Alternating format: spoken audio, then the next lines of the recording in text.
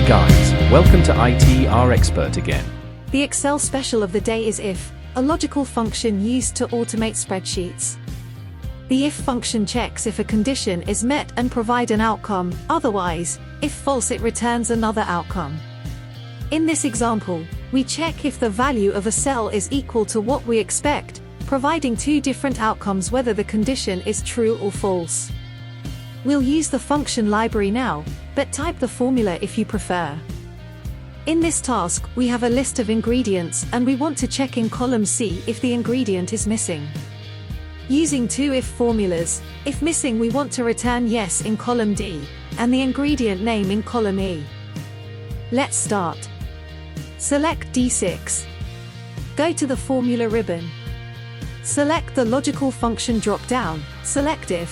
In the first box enter the logical test and type C6 equal 0.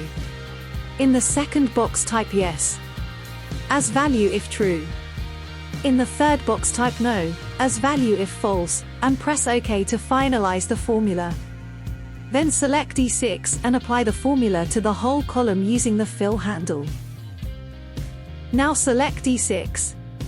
Go to the formula ribbon. Select the logical function drop-down, select if. In the first box enter the logical test and type C6 equal 0. In the second box select B6 as value if true. In the third box, as value if false, type open and close quotation marks to leave the cell empty and press OK to finalize the formula. Then select D6 and apply the formula to the whole column using the fill handle. If you type the formulas, don't forget to use the quotation marks and the commas. How you can see, in column D we have yes when an ingredient is missing and the ingredient name in column E. There you go, follow us for more and write any special requests in the comment.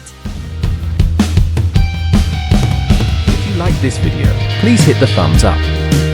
Subscribe to the channel and click the notification bell.